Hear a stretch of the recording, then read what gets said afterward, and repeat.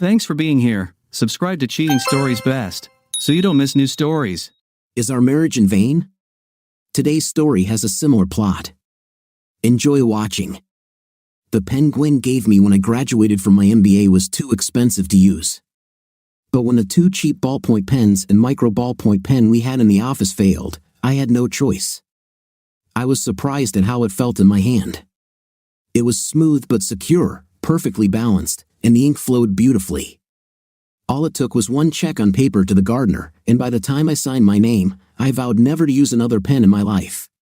Gwen smiled when I opened her gift and said the pen was beautiful, but she beamed with pride and delight when she saw me using it a year later. I told her how much I loved it, how I wished I had her to sign my divorce papers. I met Gwen right after college. We had mutual friends. We were all relaxing after 4 years of late nights between partying and studying, so we'd gather at the lake, someone's house, or look for a bar or dance club to enjoy our last bit of freedom. Many of us had job offers, others were going to graduate school in the fall, and a couple of us, who didn't have firm plans, had to get serious about making plans once the summer was over. I went to school from the 3rd grade with 2 twin friends, Jeff and Paul, whom we always called Mutt. Since their parents were Catholics, they had 5 other sisters. Their lake cottage was larger than most due to the size of their family, so we went there often. It was a Tuesday about midsummer when Matt and Jeff picked me up in their old station wagon. It was a great car for many reasons, but mainly because it carried a lot of people and gear for whatever we were doing. After stopping for a case of beer and 3 bags of ice to cool it down, we drove to the lake. Matt and Jeff were twins, but you'll never meet 2 guys who were so different and yet completely in sync. Matt was dark-haired and brown-eyed, a little reserved but very funny when he spoke. Jeff was blonde with forest eyes, always chatting and was everyone's friend. Matt handled the logistics, and Jeff was a people man. Jeff was on the phone for the entire 2 hours of the drive to the lake, spreading the word to our friends who were in town. Matt got us there before everyone else, so we prepared the pontoon boat with coolers for food and drinks. Our timing was good because as soon as we finished, people started to show up. Within 45 minutes, we had about 18 people running around, getting snacks, beer, water, soda, soccer balls, towels, sunscreen, swimsuits, and who knows what else onto the boat, with Matt desperately trying to get us organized. After another 15 minutes of chaos, we were all on the boat, except Jim, who was in the house using the restroom. When we cast off and had to jump off the dock and swim to catch us, we headed out for another great summer day on the water. When you grow up in a small town your whole life, you tend to know a lot of people. Even those you don't know, you at least recognize from years of playing on sports teams, marching bands, debate clubs, theater performances, birthday parties, or just walking around the mall. I knew everyone on the boat that day, at least by sight, except the 2 women who came with Jenny Smith. Besides Jenny, Matt, and Jeff, my core circle included Angie, Leaf, Tony, Brian, and Billy, all of whom I had known since school. Everyone else I knew from middle school or high school. Neither of us were athletes, but we were fairly active young men, so we all looked pretty attractive and in good shape. One of the new women was tall and thin with straw blonde hair and light blue eyes that were so clear it was a little unsettling. The other was shorter and curvier with thick black hair, a constant smile that said she knew something both secret and funny, and dark brown eyes that simply sparkled with mischief. I've never been a Casanova. I dated quite a bit in high school, and although I had 3 long-term relationships with women in college, there were quite a few Fridays that I spent with friends and roommates. But when I saw Gwen, I was drawn to her, and surprisingly, I didn't feel the least bit nervous when I walked up to her where she was sitting with Jenny and the tall skinny girl. "Hi Jenny, when are you and I getting married?" I've known Jenny since kindergarten, and when we were in junior high, we made a fictitious promise that we would marry each other if we didn't find another partner. We had never dated, and we felt so comfortable with each other because of it. Give me a couple more days, I'm still hoping David Henry hasn't lost my phone number. I laughed, but so did Gwen, which surprised me. I turned to her and extended my hand. "I'm Pete, and you're new to the group." "Nice to meet you," Pete said, extending his hand. "And you must be a poet?" "I'm Gwen, and this is Eliza," the woman replied with a smile. I laughed again, and so did she. "A poet? Unfortunately, no. Majoring in finance. The monkey with the typewriter is more creatively gifted than me, Pete chuckled. How do you fit into all this? Jenny interrupted before Gwen could respond. Gwen is my cousin, and Eliza is her college roommate. They are going to Toronto. Eliza has a job there, Pete explained. What will you do, Eliza? Pete asked out of politeness. I asked mostly out of politeness, Pete clarified. She will have many fans today, but thin and long-legged are not my type, Pete thought to himself. The Rubenesque figure of Gwen is much more attractive to me. I studied linguistics and was hired by a startup trying to create more accurate voice interfaces for cars, home appliances, and just about anything else you interact with, Pete continued. Wow, I didn't think it was possible, but finance suddenly became even more boring, Pete remarked with a slight shrug, looking at Gwen again. And I'm guessing you're a world-famous pianist or medical researcher solving this cancer problem? Pete teased. I might need a grant to study guys with limited vocabulary. It could save millions, Gwen quipped back. It turns out that Gwen was actually a business student looking for a position in marketing or sales, Pete observed. It didn't take me long to see that her natural enthusiasm and energy would serve her well in these types of jobs. She was exactly what you imagine a live wire to be, super funny and very witty, Pete reflected. She made me laugh many times that day. I'm not sure I said more than a dozen words to anyone other than Gwen, Pete admitted. While everyone on the pontoon seemed to be moving around, and Jeff and our friend Tiffany, who followed me around for most of my senior year, and Kevin, who ran cross-country and track with Matt and me, sat with us for quite a while, Pete remembered. I didn't move any further than 3 feet from Gwen all that afternoon and evening. When we parted at sunset, I had her number, and she had mine, and we seemed equally excited about it, Pete recalled. Gwen's house was a 45-minute drive from mine, so we were close enough to see each other regularly, but not so close that we ran into each other by chance, which was probably not a bad thing for a budding relationship, Pete mused. There's less chance for misunderstandings or silly jealousies in those awkward first days and weeks as a couple, Pete reasoned. We hit it off immediately, and after a couple of dates, I knew this woman was my everything, Pete confessed. She was so lively and energetic, just a constant breeze of attention mixed with banter and joy, Pete reminisced. Gwen was so spontaneous, adventurous, and always up for anything, which complemented my more deliberate approach to things, Pete noted. We shared similar tastes in music, singer-songwriters and bluegrass, and food, Thai and Vietnamese. As well as American comfort food, Pete listed. We shared interests in hiking, lake swimming, horror movies, and TV sitcoms, Pete continued. And not only did we both love dogs, but we both preferred shepherds. Her large expressive eyes, sensual mouth, smooth neck, and feminine curves kept me physically aroused whenever she was around me, Pete admitted. You could tell I was very keen, and she seemed just as keen on me.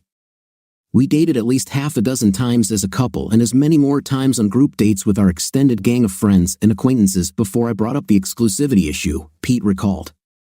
I was a little nervous, of course, although I was sure that she had a lot of feelings for me, Pete admitted. There's nothing like making yourself vulnerable to realize that you can never be 100% sure of something. We went to a casual dinner and then to an above-average slasher movie, and we were parked in her parents' driveway in front of a dark house, Pete recounted. We had been kissing for half an hour or so, with my hands on her big round breasts. We slowly stopped our kissing as Gwen came to her senses, Pete remembered. God, you're amazing, Gwen said, breathing heavily. I love the way you do this to me. And I love doing it.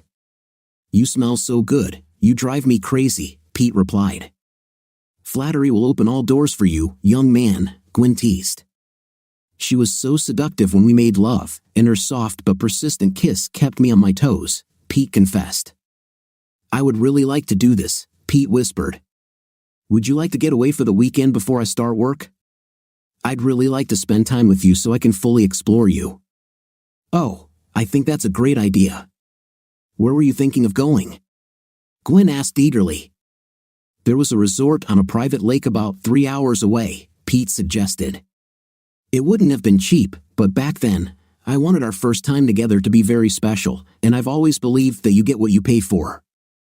I was thinking about Malone. It's the end of the season, so I'm sure we'll find a spot, Pete said. Ooh, you know how to get my attention. I've always wanted to go there. Have you been there before?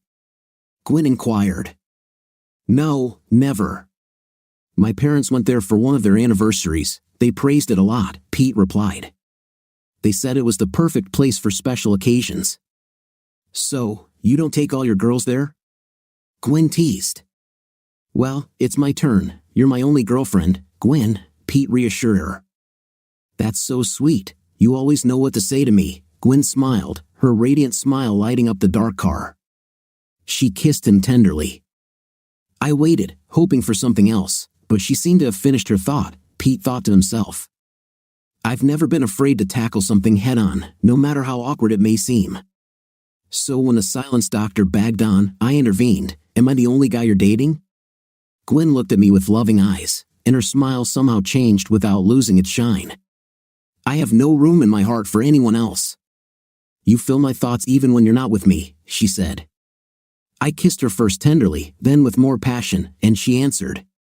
She was always ready to meet me without reservations, and that always turned me on. We kissed for another 20 minutes. When I walked her to her front door, she walked on unsteady legs. We kissed one last time, and she went inside. I had a long drive home, which allowed me to review the evening and our last conversation. And although I didn't hear her say exactly that we were exceptional, I knew from a business communication course that people hear and speak differently. Just because she didn't use the exact same words as me didn't mean she didn't mean the same thing as I did. I felt like she told me in her own way that she wasn't dating anyone else, and that warmed me up inside. My job at a regional accounting firm started after Labor Day, and it's been a busy few weeks for me. I wasn't as interested in accounting, but the interpersonal and analytical skills I learned were critical to my long-term goal of getting into management consulting. I was tired from studying so much during the day, so most of my contacts in those first 2 or 3 weeks with Gwen were on the phone, not in person. Gwen was in the final stages of interviewing for a job in the sales department of an office equipment company, so she was also busy. But every time we talked, she came alive, so bubbly and funny, and that also cheered me up despite my fatigue. We saw each other both weekends in September, and every time we were together, I felt whole. I had booked a room at Malone for the last weekend of September, and the tension our upcoming trip was creating between us was off the charts. We both knew we would be physically intimate then, and since we had less opportunity to relieve some of the tension, it only grew until our telephone conversations were filled with hints and ambiguous jokes. I swear I could feel her natural self in the car shortly after I picked her up for our special weekend. And even though we were only holding hands in the car, I wasn't calm, and she squirmed in her seat throughout the entire drive. We were pretty quiet. I had to concentrate on driving more than usual because my mind wanted to wander to pictures of us having fun in our luxurious room. Gwen was such, and I was about to find out how reality matched my dirty dreams. I checked us in at the massive dark wooden counter in the lobby and picked up 2 key cards. Then we carried our small bags up to our room on the top floor. We planned to get changed and then go to a restaurant for dinner, but I already mentioned that Gwen is spontaneous and incredibly horny. After almost 4 weeks of limited access to my body, we had just closed the door behind us when she hugged me, kissed me passionately, and almost carried me to the huge bed. We fell on top of it, and she started tearing my clothes off. My polo and jeans flew off in different directions, soon followed by her tight sweater and sweatpants. I don't know what happened to the socks and shoes, but we were on top of the covers and tried our best to absorb each other into our elves. I've never felt so out of control. Oh God, oh God, oh God, she repeated over and over as we made love. I don't even know if I realized she knew what she was saying, but then I heard, I love you so much, Pete. I love you so much. I love you too, Gwen. Very, very much, I replied. We remained connected as we returned to reality. I held myself on my elbows so as not to put pressure on her, but she wrapped her sculpted arms around my neck and pulled me towards her. I don't want to hurt you, I said quietly. Then let me feel all of you against all of me, she replied softly. You are my ideal man, Mr. Patterson, and I meant everything I said. Do you think I'm God? She laughed, her breath tickling my ear and making me shiver. She squeezed me to emphasize the point. I love you. "It makes me so happy, Gwen," I said. "Because I love you too," she replied. I kissed her, trying to convey with my lips what seemed so insufficient in words. She reciprocated my feelings. I rolled onto my side. We kissed, looking into each other's eyes, caressing each other's bodies tenderly. It was the most intimate moment of my life. It didn't take long before we started the second round.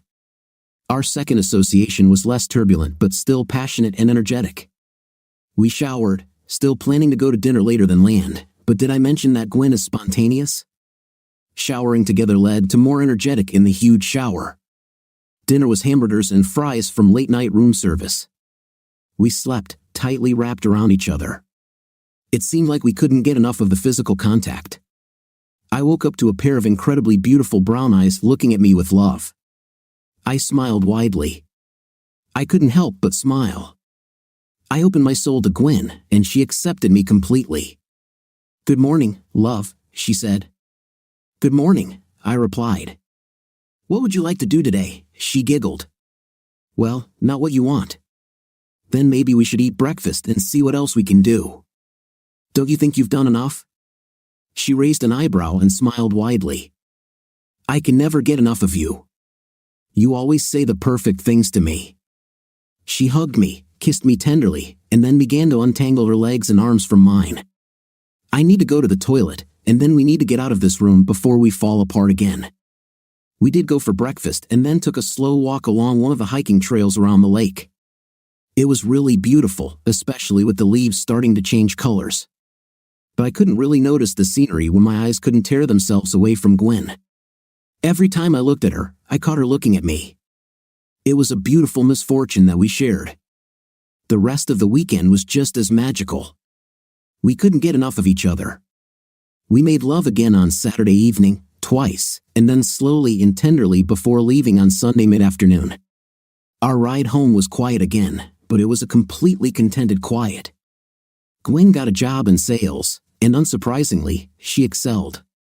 Within 6 months, she was regularly ranked among the company's top 3 salespeople. My work was also going well. I mostly reviewed company financial statements, but there was quite a bit of accounting work for some nonprofits and very small firms that were friends of our major partners. I didn't really like this detailed work. I enjoyed visiting clients and learning about their businesses. After a few months, I felt confident enough to propose changes not only to their accounting but also to their business models.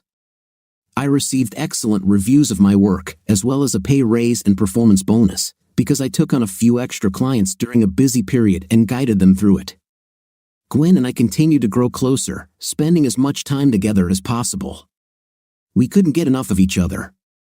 I wasn't a virgin when we met, and neither was she, but I had never experienced the quality or quantity of that we enjoyed. Gwen initiated it as often as I did. It's safe to say that we were both insatiable. As a sign of the deepening of our relationship, we persuaded our families to plan Christmas meals so that we could attend each family's holiday. My parents adored Gwen, and her parents seemed pleased with me. We talked vaguely about renting an apartment together after the new year, and neither family raised serious objections, so that's what we did. Living together took some adjusting, and that was the first stumbling block we had to overcome together. Simple decisions about everyday things like organizing the kitchen and linen closets, scheduling cleaning and vacuuming in the living room, and how best to clean the bathroom revealed differences we didn't expect. Frustration over these small inconsistencies arose frequently during the first couple of months, but we were committed to each other and worked through each little conflict with mostly kindness. Our personalities continued to mesh well, and our love softened any hurt feelings, especially when we remembered to apologize for thoughtless comments or passive-aggressive despondency. All our friends were going through similar things, which helped a lot. Seeing them without the emotions that filtered our immediate experience helped us see new perspectives, which made some of our fights easier to resolve. Angie lived with her wife, fiancé. Leaf and Billy lived together platonically, they said, but we weren't quite sure. Tony and Brian were roommates in a 2-room cottage outside the city, and Matt and Jeff lived as bachelors in an apartment away from the family home. We still saw all of them often. Tom, Angie's boyfriend, was quite nice, but he came to our group too late, so it was difficult for him to find his place among us. Jenny and Matt were on and off, so we saw them the most. We could never tell how serious their relationship was, but like us, they seemed well suited to each other. I asked Matt about his feelings, and Gwen asked Jenny, but neither of them were very talkative about their relationship. I'm not sure how passionate their feelings were, but they were affectionate and seemed very comfortable together. Tony and Jeff were still living a free lifestyle, although Jeff seemed to be having more success. He was a decent-looking guy, but he could walk in anywhere and within 5 minutes start talking to a table of the most attractive women in the place. He had a gift for gab and almost always went off with someone. It didn't seem to matter what their marital status was, single, engaged, married, or divorced, everyone was eligible for Jeff. He said he always asked and never pushed, and I believed him. He had enough women being himself. Tony was a little more scrupulous, but he was looking for a relationship. Brian was handsome and had more successes than failures, but he never stayed with the same woman for more than one night. He liked to talk about his conquests in too much detail for my comfort. Once Gwen and I synchronized the practicalities of living together, our love blossomed. We made love several times a week and often more than once in a session. I couldn't get enough of her body, and her soul moved along with a very active rhythm. We continued to have it the same frequency and experimented with new positions, lingerie, and accessories. We didn't just limit ourselves to the bedroom. We loved our life.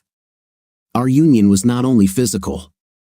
We talked about everything, from national politics, Democrats are bad, Republicans worse, to business, Bezos and Musk are geniuses but jerks, to music, Babyface Ray is too aggressive, John Legend is too smooth, Lord Huron is just right.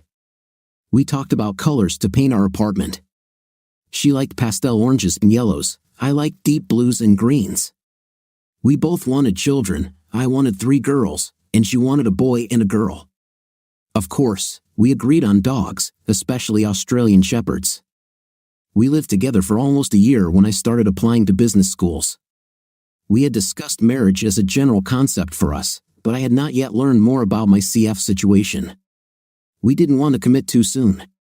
I really didn't want to be away from Gwen, but she insisted that I go to the best school that would accept me. I'm not a fan of brands, especially when it comes to things like studying. After all, there is no secret course that Harvard or Duke teaches that my local Catholic university does not know. It really comes down to connections with businesses with the school and classmates that become friends.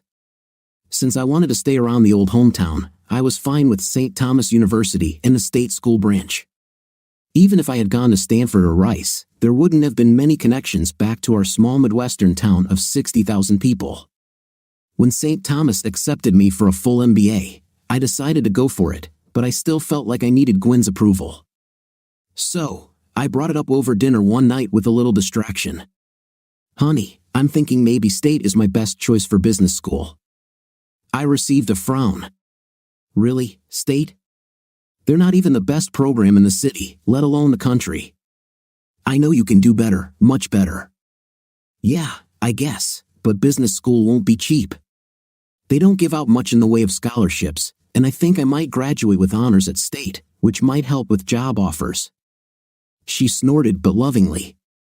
You'll graduate with honors from any school you choose. I can see how smart you are and how hard you work. Her smile faded, and she looked into my eyes. Please don't let me be the reason you give in to less than your best. What can I say? Gwen knew me really well. But you are more important to me than the degree. I don't want to be far from you. She melted and smiled as always when I confessed my love for her, which I did every day. You're just the sweetest person. I love you so much, Pete, but I'm not going anywhere. Wherever you go, there are planes, trains, and buses to bring us back to each other. It's an expensive solution to a problem we don't need to have. What's the best program here in the area? I asked. Probably St. Thomas. I saw they climbed the national rankings last year, and they were already in the top 10 in the Midwest. Maybe I should apply there. It's a reputable school, and we can wake up together every morning. Gwen looked skeptical, but she didn't reject the idea. I was sure that the more she thought about it, the more she would like it, or at least accept it. That's what she did, so I went there. Gwen had always had confidence, but knowing that I had sacrificed a little academic prestige for her seemed to strengthen our relationship. We always had a mutual relationship, but if you pressed me for an answer, I would say that I probably gave a little more to it than she did. She wasn't inattentive or distracted when she was with me, but she was a little more willing to make plans with friends that didn't include me or drink after work with colleagues. But after I entered the St. Thomas MBA program, she seemed to come home more often instead of hanging out with coworkers after work, put her phone aside more often when she was with me, and was a little more attentive when we were together. I was the happiest man in the world. Business school was going well, just as Gwen had predicted. I decided to study full-time. I'm a firm believer in the efficiency of batch production versus parallel production. We get better and faster results when we concentrate on one thing rather than trying to do too much at once, like working and studying. Of course, not everyone has a choice, but since I could afford to take 21 months off work to study, I did it. I was in the top cohort in my class with 3 others, and I received a lot of attention from professors and classmates, which translated well into job offers after graduation. Even though my undergraduate degree was in finance, I chose to specialize in finance for my MBA. I just liked the quantitative side of things, and consulting companies liked people who could build models and forecasts. I proposed to Gwen at the beginning of my second year of business school. We were on one of our favorite hikes, and it was a perfect fall day. The leaves were halfway through changing color, so there was as much yellow and red as green. The sun was shining, but there were fluffy clouds, and the air was cool enough to keep us comfortable during the hike and warm enough that we could sit in the sun in our t-shirts without feeling cold. I thought it was a metaphor for our life together, past, present, and future perfect. Gwen was sitting on a rock at our favorite vantage point. I knelt down, untying my shoelace and then tying it again. She drank from her water bottle and looked at the forest covering the hills. "Gwen, my love," she took another quick sip of water and looked at me. "Will you marry me?" I took out the ring I had bought a few weeks ago. She looked stunned for a moment, then her eyes filled with tears, and her mouth broke into her brightest smile. She threw herself at me, wrapping her arms around my neck. We fell to the ground, nose to nose, and she kissed me again and again until she simply pressed her lips to mine and held them there with a firm caress. "I love you so much, Pete," she said, tears streaming from her eyes. "I would really like to spend the rest of my life with you." I smiled, and my own tears came out. I am the luckiest man in the world. I love you more than I can express in words. We made love that beautiful day at our favorite vantage point. Gwen is spontaneous, after all, and our emotions were at their best. Our wedding was planned for the following summer at the end of June, after my graduation in mid-May. My parents threw me a graduation party, but we held back a bit because we felt we would be asking friends and family to give us gifts again. My parents gave me a very nice leather set, a handbag, a briefcase, and a business card holder. Of course, Gwen found the perfect pen, although it took me several months to realize it. Her card was simple and ultimately prophetic. "I hope this pen writes our future. Love always, Gwen." The wedding was like every wedding, but it was ours, so it was both incredible and unforgettable. The flowers arrived late, but that was the only hiccup. In front of most of our friends and almost all of our families, we entered solemnly, repeated our vows of devotion, exchanged wedding rings, and posed for photographs. We dined on a choice of beef, chicken, or vegetarian options and danced, releasing the pent-up stress of planning and executing the wedding. Some of our friends got completely drunk. We did the obligatory garter and bouquet toss, cut the cake, and then left for our hotel room, where I carried Gwen over the threshold. We showered together, then made love tenderly and only once before falling asleep. The next morning, we had lunch with our immediate family and then headed off for our honeymoon, a week and a couple of days in Vancouver and Banff. It was a magnificent 9 days, and even the usual travel annoyances could not mar our celebration of love. Gwen was everything I ever wanted in a partner, and she showed me through both words and actions that she felt the same about me. We were, in short, completely happy with each other. We returned home as committed and loving newlyweds, ready to embrace our marriage, our jobs, and everything that came our way together. Gwen went to work in sales for an IT company that sold hardware and contracted with software providers to offer customized solutions to local and regional companies. The learning curve was steep, but she got the hang of it with a few not too expensive mistakes, and her boss was already hinting at moving her to a sales manager position within a couple of years. I joined a boutique consulting firm specializing in consumer product expansions with good valuation prospects for mergers and acquisitions, which became my area of expertise. I saw it as a place to learn with the prospect of making myself an integral part of the growing firm if everything worked out as it should. We were, in short, quite happy at work. Since we had lived together for 3 years before our marriage, we did not nest like many young spouses do.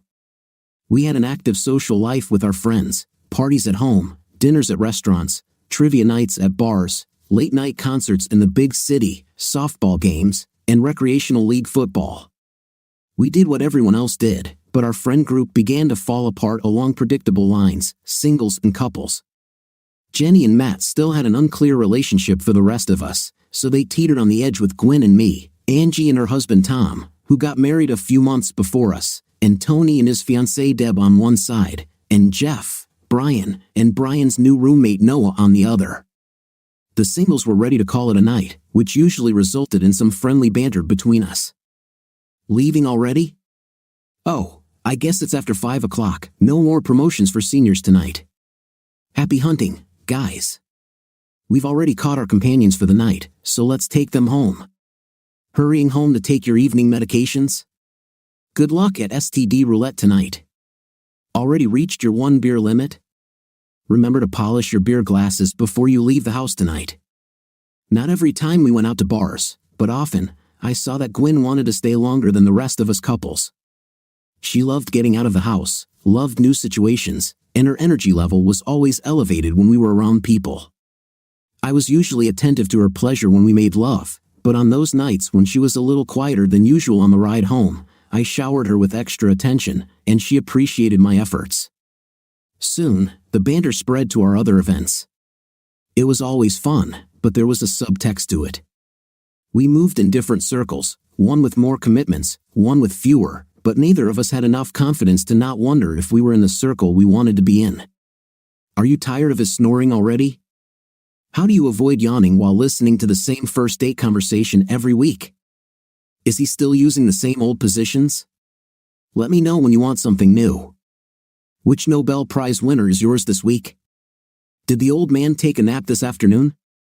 Hey, Trojan called. They wanted to remind you that the rubber in your pocket expired 3 years ago. It was a couple of years after our wedding before we started talking seriously about having children. Gwen's company was seriously considering promoting her to the position of sales manager. She wouldn't have the same income opportunities, but she would have more regular work hours, and the management career path offered much more opportunity for growth than her sales job. It would be better for pregnancy. My M&A valuation practice at my company was growing quite well, and I was a key part of it, so my future looked promising as well. I had to travel a couple of times a month for 2 to 3 days, which was a little destabilizing, but nothing stood in the way of conceiving a child and caring for my pregnant wife. Gwen was a little more hesitant than I expected. It was clear she would do all the hard work, however, she seemed more reserved than I expected. We both often talked about how much we wanted children. We even joked about names for boys and girls. We were both a couple of years shy of 30, so it seemed like it was time to organize around this next step, but she resisted. She didn't refuse, but she did shy away every time I brought it up.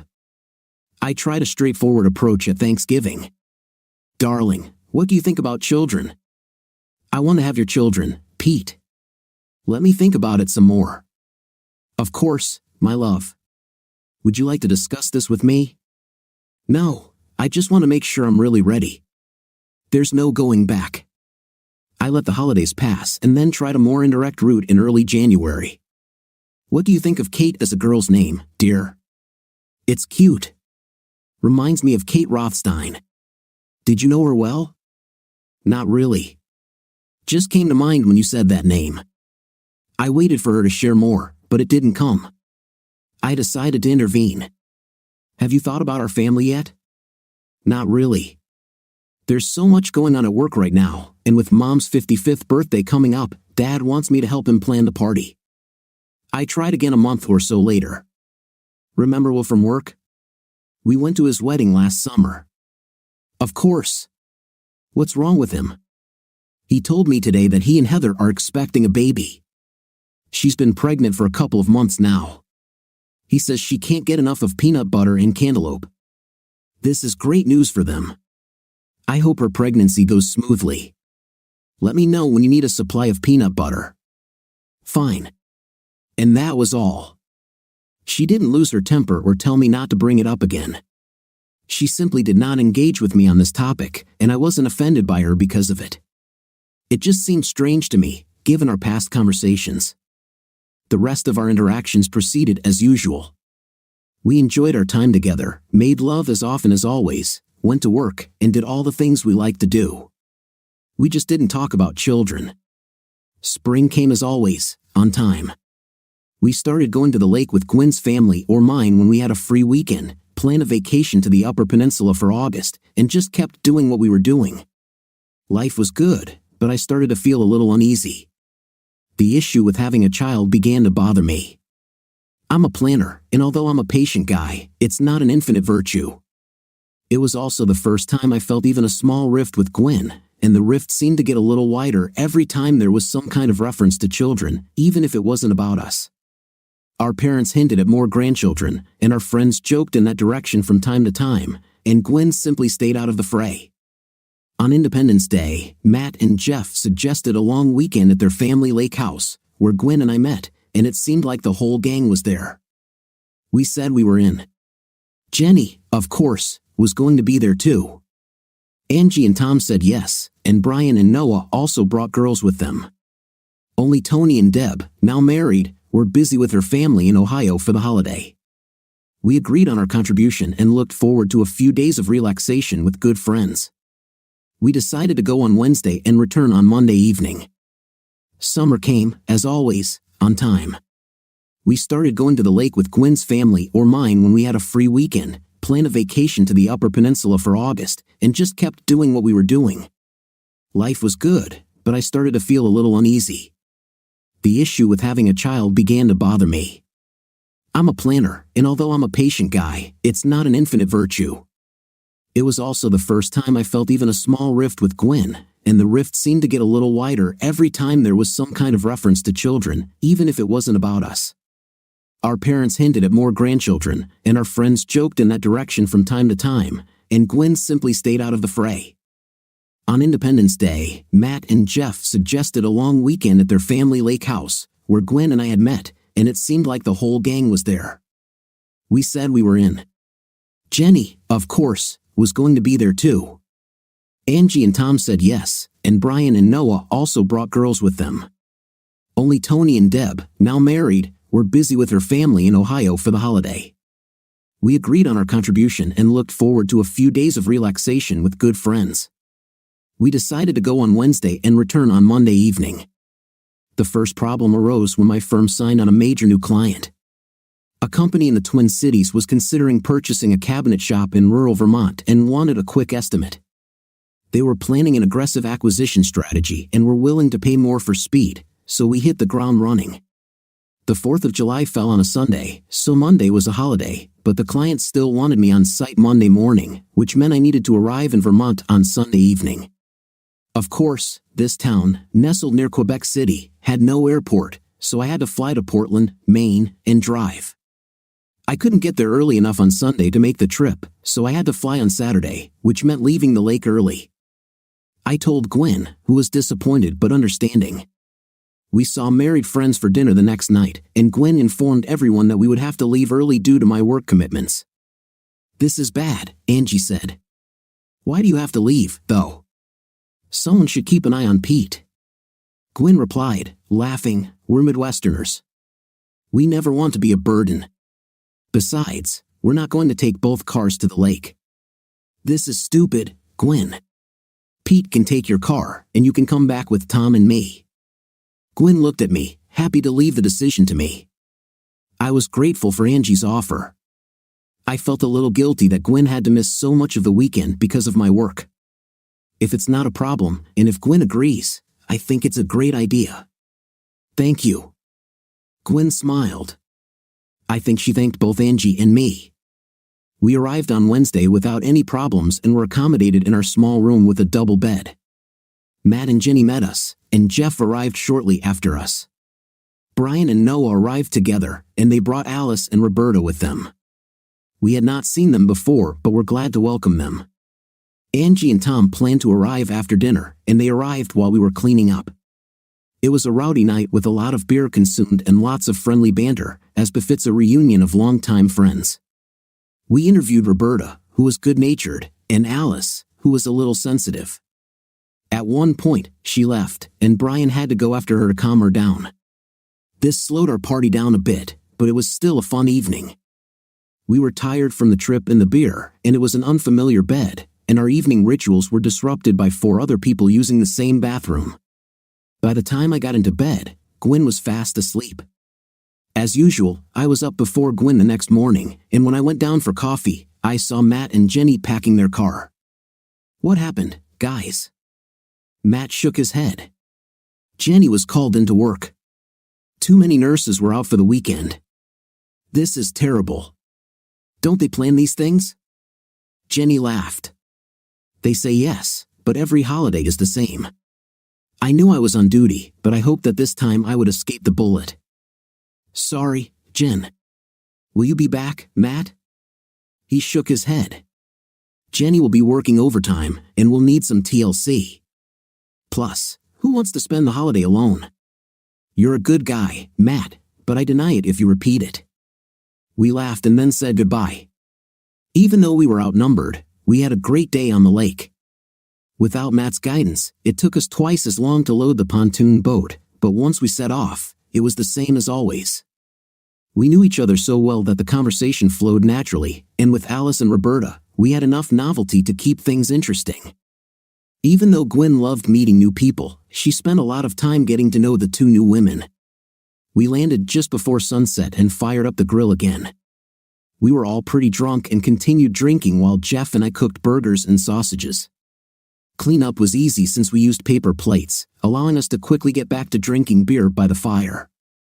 With Roberta and Alice feeling more comfortable, the conversation became a little vulgar and sharper. Angie and Tom, as well as Gwen and I, were left to defend the honor of the married people, and I think we did a good job despite being outnumbered by singles. We did get some good hits though. When I saw Gwen yawning, I took her hand and led her upstairs to wash up before going to bed. I was hoping for some love, but once again we were separated by our prep routines, and she was fast asleep when I climbed in next to her. Friday was another gorgeous day, and although we were moving slower, we were in no rush, so we just took the day as it unfolded. After a couple of cups of coffee and some pastries and fruit, we loaded up the pontoon again and hit the water. Everyone got along great, and we mixed well.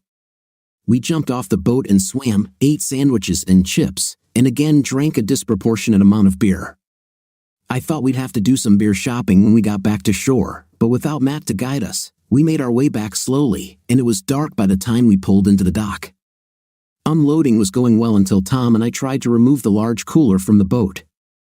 If we had been sober, we would have drained the meltwater first before unloading, but we weren't, and we didn't. I walked first, backing up, and as Tom stepped onto the dock, the water in the cooler began to move, upsetting his balance. His leg got stuck between the boat and the dock. He screamed in pain as the rough wooden dock scraped his shin, and to add insult to injury, the pontoon struck him in the calf, causing his knee to crash into the dock. I threw the cooler and grabbed it so it wouldn't fall into the water. I made it, but with his leg pinned between the boat and the dock and the fog in our heads, he still took a couple of hits before we freed him. The others ran up to see what had happened. With Tom limping and leaning on Jeff and me, we walked him home. His shin was skinned from knee to ankle, and there was a lot of blood, but it did not flow in a stream. He continued to, but after a few minutes, he seemed to pull himself together. None of us were able to drive, and he was embarrassed, so he told everyone he would wrap a towel around his leg and get into bed to see what it looked like in the morning. Angie was understandably upset but agreed that he wasn't going to bleed to death and it would be best to reassess the situation in the light of day. Angie helped him to their bed and stayed with him for a while to make sure nothing unexpected happened to him. The rest of us finished unloading the boat very carefully, so it took a long time, and then decided to order pizza for delivery. I noticed there wasn't much beer left, so Jeff got out a blender and started making margaritas. Since I had to get up and head back to town and then to the airport the next morning, I skipped the drinks. I still had beer that I was digesting, so my abstinence from margaritas stood out in the first round. Angie came out to get a slice of pizza for Tom and another for herself and said that Tom felt better now that he was lying down and his leg was taped. Everyone breathed a sigh of relief, and with some food in their stomachs and their worries about Tom temporarily forgotten, the conversation began again. "Who else needs a margarita?" Jeff asked. "Pete?" "No, I'm fine." "Come on, Grandpa, have a drink with us," shouted Brian, and his proposal was echoed by several others. "I have an early day tomorrow. I'll catch up with you next time." "Damn, Gwen, you need a new man, one who knows how to have fun," Jeff said. "Do you need another one, Gwen?" This was new to me. I'd never heard anyone call her that. She once told me out of the blue, when I was looking for pet names for her, that she hated it. I was waiting for a fix. "I could use another one," she said as she emptied her glass and waved it. Jeff hurried to take it from her. Jeff made new drinks for everyone except me. We finished the pizza, and the chatting began again. Now it was just Gwen and I on one side and a bunch of drunk singles on the other, and for the first time in our entire relationship, Gwen did not help me. Others sensed blood in the water and attacked without mercy. Gwen did not join the attack, but she also did not help in defense. I'm not stupid, and fighting an unequal battle was never a smart choice, so I quickly stopped talking. But since everyone else was good at giving in, they continued to press. "Can't say anything true, Pete." "Are you sure you don't want another one, Pete? We can make it non-alcoholic, then you can almost feel like one of the real men here." "Did you get swallowed by a cat, Pete?" "Get used to it, Gwen, he'll have a dozen cats before you get home on Monday. He's turning into an old lady with cats before our eyes." Gwen laughed at this.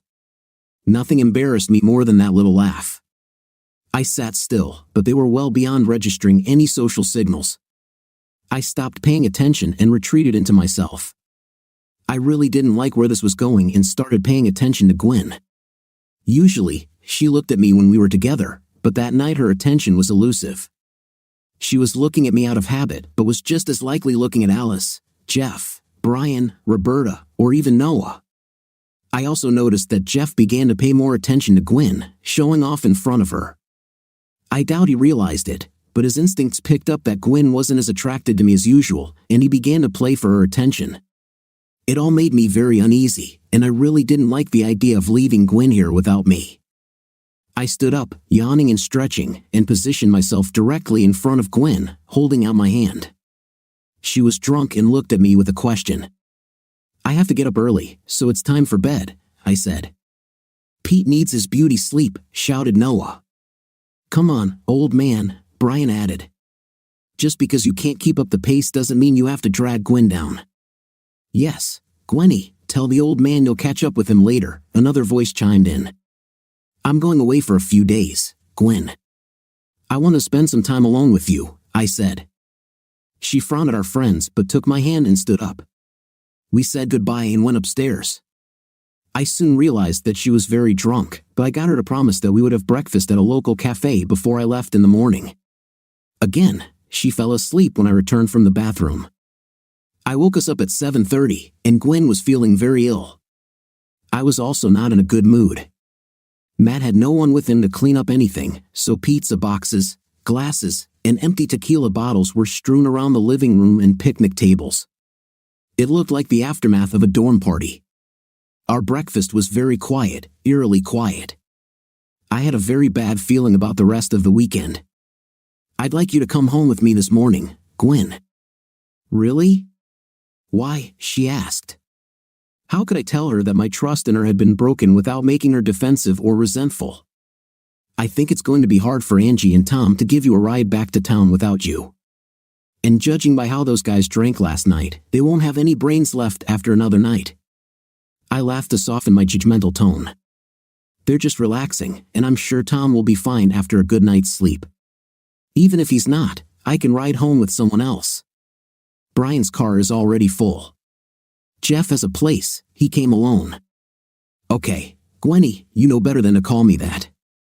What the hell? It's true, I know. But why is Jeff allowed? She fell silent for a moment. It's always been like this, and there's no point in arguing with him. You know him, he won't stop. Have I ever given you a reason to be jealous? I've never heard him call you that. It's really not a question of jealousy. Yes, I'm jealous of her. Then why don't you want me to stay? It's time to make a decision. Is it true, or part of it?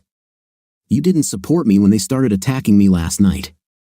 For the first time ever, I didn't feel like we were on the same team. I feel like there's a distance between us, and I don't like it. She smiled sadly. I love you, you idiot. That hasn't changed and won't change. You don't need me to save you, you're doing just fine on your own. I don't want to cope alone. I want to be with you. Then come home with me. If you really want, you can come back after I leave for the airport. Don't be funny. It's a lot of driving, and I'll be stuck at home alone. I don't want to be alone either. I was out of ideas, and my bad feeling hadn't gone away, but there was nothing more to say. We paid the bill and returned quietly to the lake house. I went upstairs to gather my things while Gwen began cleaning downstairs. There was no one in sight, and I bet there would be no one for several hours. I put my things in my bag and then struggled with myself. I have to trust her. I used to love her. We chose each other to be partners for life, but I had this bad feeling that I couldn't shake. Finally, I made the bed, cleaned the room, and closed the door. I took a deep breath and went downstairs. Gwen met me and walked me to the car. Last chance. Are you sure you don't want to come with me? I asked. I'll see you when you get back. Have a nice trip. Love you. She kissed me tenderly. I left with a heavy feeling in my stomach. I stopped at Starbucks halfway home. While I was waiting for my order, I sent Gwen a quick text, stopped at Starbucks. Miss you. A minute later, I received her answer, I miss you too. I love you. I drove home, took a shower, and packed my things for the trip. I arrived at the airport a little after 1 and decided to call Gwen. Loud music could be heard in the background. Hey Pete, miss you. Me too. I'm at the airport. How's Tom doing? Not good. Angie took him to the hospital a little earlier. She called Jenny, and Jenny said there was a high risk of infection due to bacteria in the lake water. That completely freaked Angie out, so they left. So now there are 6 of you? We call ourselves the Core 6. I heard shouts and chants of Nuclear 6. Nuclear 6 in the background. Gwen laughed. I see you picked up where you left off last night. Don't be like that, Pete. We're just having fun. What's really bothering you? I sighed. I lost the pen you gave me for graduation. Oh, Pete, don't worry. I'm sure it will be found. When was the last time you saw it? I'm sure I had it when I was at Starbucks earlier. I took a couple of notes to remember the trip, but I didn't have it when I got home. Please look for it, okay? Have you checked the car?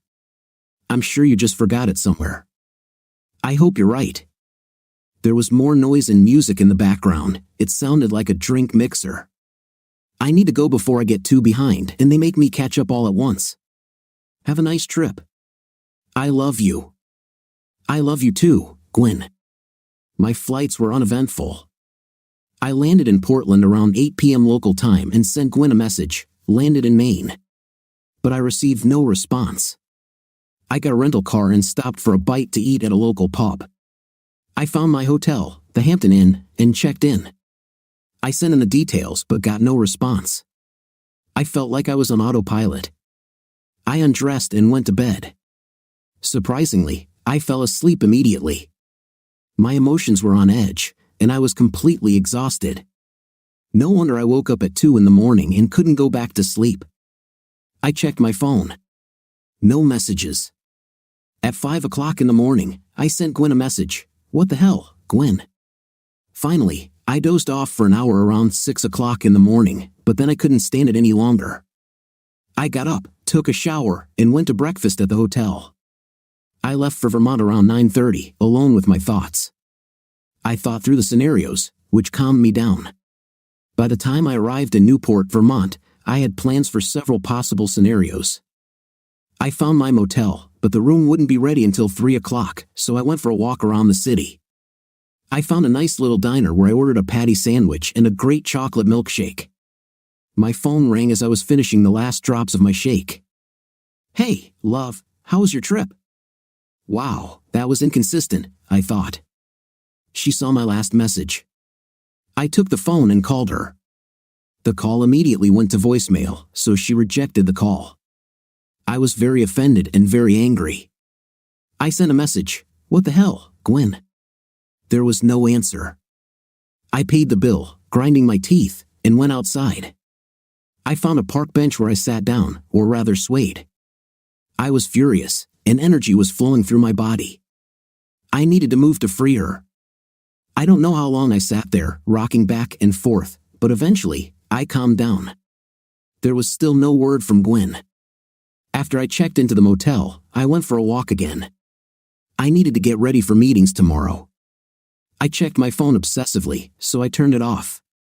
I decided to leave it off until I was at the airport again on Tuesday afternoon.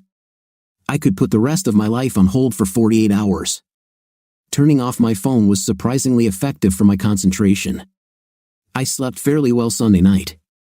The fireworks display at the baseball field lasted about 20 minutes, and there weren't many explosions. I arrived at my meetings with 6 furniture makers on Monday morning a few minutes early. I had almost everything I needed by mid-afternoon, but I wouldn't be able to make it to Portland to catch today's flight. So I started working on the model and forecasts at the motel. I made great progress, and by the time I left on Tuesday morning, I was almost done with it. I emailed my manager with a status report and then hit the road. The trip was uneventful, and I dropped off my rental car with plenty of time to get to my gate. Once I boarded the plane, I took a deep breath and turned on my phone. It took a couple of minutes for it to sync, but when it did, I had tons of messages from Gwen, but no calls. The messages began Monday morning. Interesting. I think I knew what it meant. The messages began with apologies, sorry for my absence.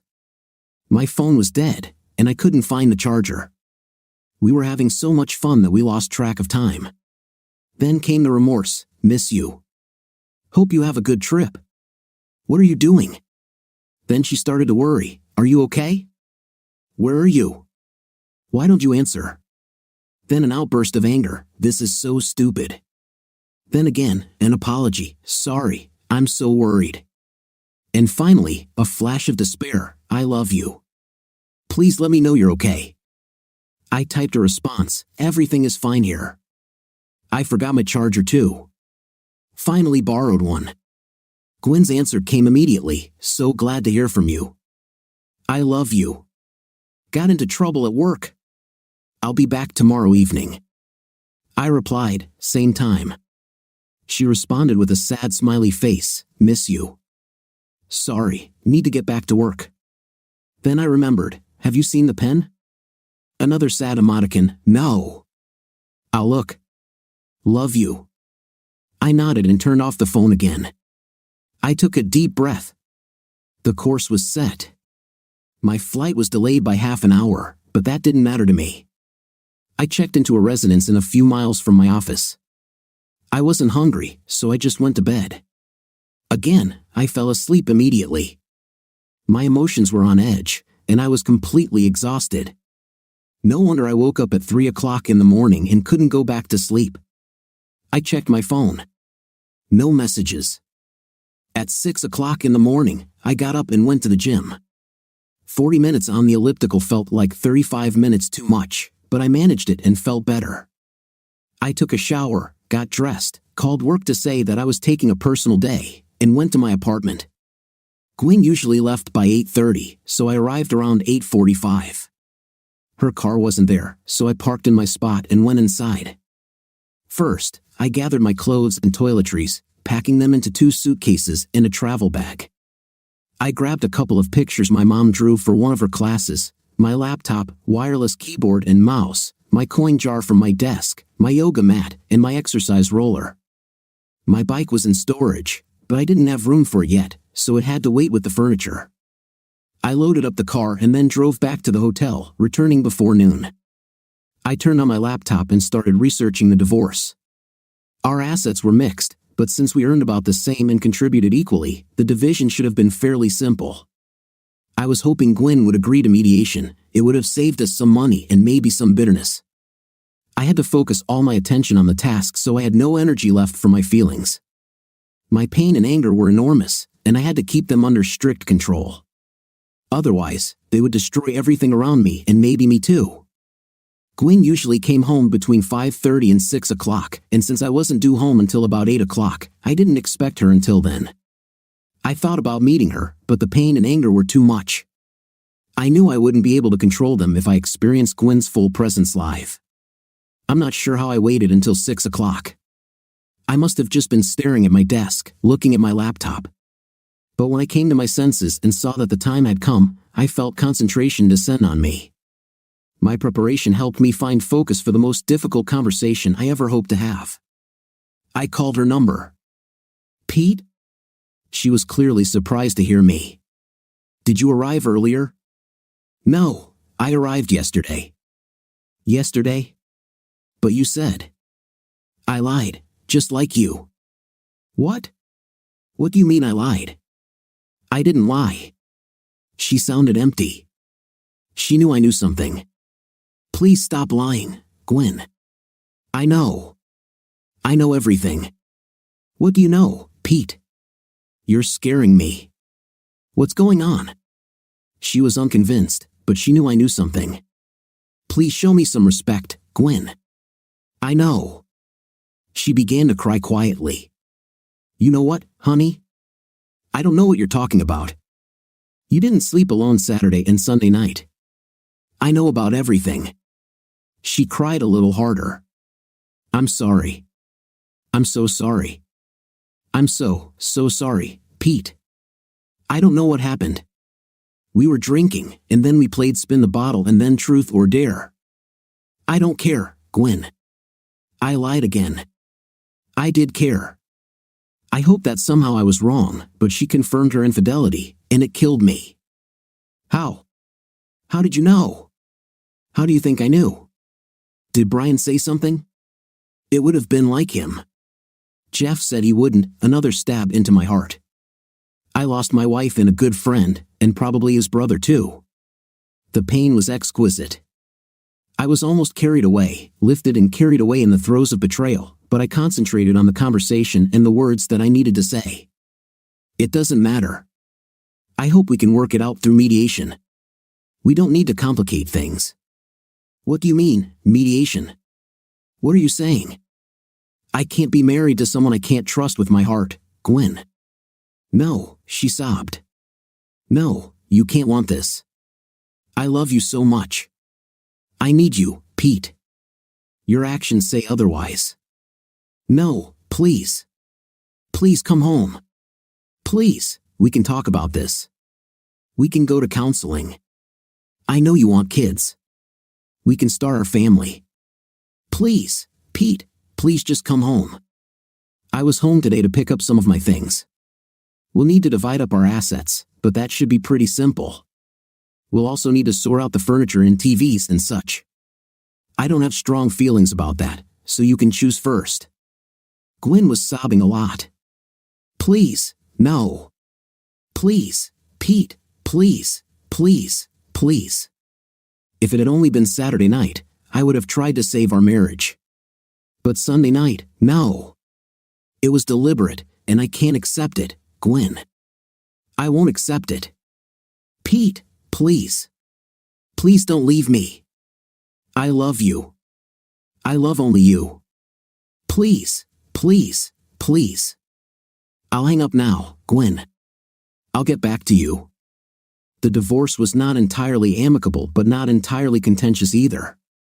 It was mostly just sad, with a few angry outbursts. Gwen was consumed by her remorse, as was my decision. She tried to meet with me to explain what happened, but I refused.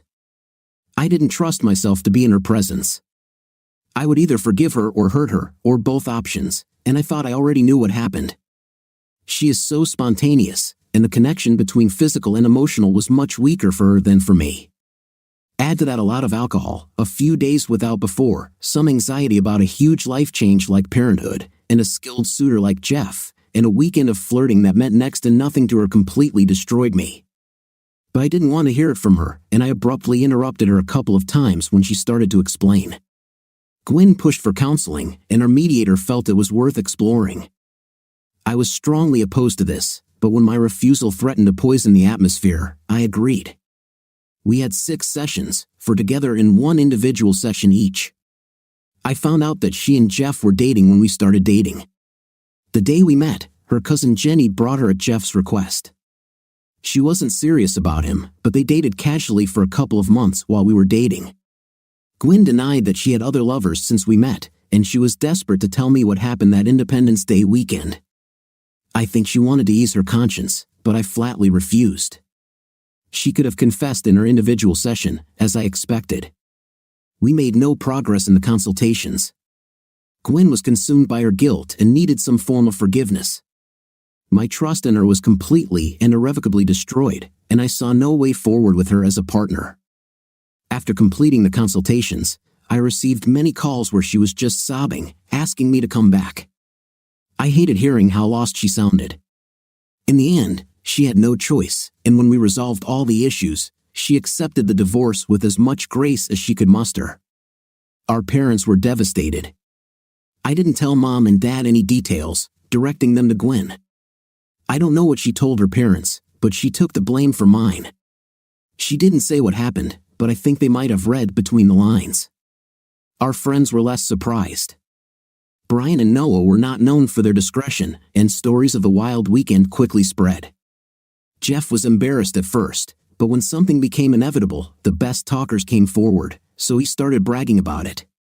It didn't win him any new fans, but most of his friends knew about his flaws, so they just chalked it up to Jeff being Jeff. Couples blamed themselves for not being there for Gwen and me. There was a lot of blame, and no one wanted to choose sides. I was the offended party and a longtime friend, but I was also a loser who was cheated by another friend, so all my interactions with ex-friends were painful, awkward, and sad. I started avoiding them. I think Gwen does too. There was too much agony. One friend did make an effort. I left the office one evening around 10 o'clock, and Matt was there. I didn't know how long he waited, but it was so Matt-like, just being there. "Hi, Pete." "Matt, how are you doing?" "Pretty lousy." He looked into my eyes. No pity, no challenge, just caring. "I'm sorry." "Jeff can be in sometimes." "Yes." We looked at each other for a few moments. It wasn't strange, it wasn't sentimental or corny. These were 2 friends who had shared everything for many years and knew each other well. I nodded and spoke first. "Take care, Matt. I wish you a happy life." He was a little discouraged but nodded and said decisively, "Thanks, Pete. And you too." We parted without shaking hands. Having nothing else to do with my free time, I plunged into work. This shelter rewarded me with money and experience, but after a couple of months of suffering from many signs of depression, I decided to see a therapist. It didn't take long to realize that my longtime home was now an emotional minefield full of constant reminders of my failing marriage. I began looking further afield for work, and when another boutique firm in White Plains, New York, offered me an associate partner position, I accepted. I moved over the holidays and started working on January 2nd. I was surprised to receive a call from Gwen on what would have been our wedding anniversary. I haven't heard from her since I moved, in fact, a month or so before the move, so I was curious. "Gwen?" "Hey, Pete, how are you?" "Good enough, I guess. How about you?" It could have been better. She sounded devastated. "What's happened?" "I have your pen." "Ah, the pen, the instrument of our divorce. You can keep it, no need to remind. Jeff's sister found her." "Did you put it down?" "Why?" "I was afraid. Afraid of what ended up happening. I could see it, even though I hoped I was wrong. You have no idea how much I wanted you to text me saying you found my pen. Gwen sobbed. But only once you asked me to go home with you. I asked. I never planned for this. I never thought something like this could happen. We were all friends. It was as safe as it could be. Yes, well, we learned. I miss you so much, Pete. Goodbye, Gwen. I miss you too. What do you think of our story today? I think the story is exciting with an interesting plot twist. In this story, I was completely on my husband's side and completely justify his actions. What is your opinion? Write in the comments. Until new videos.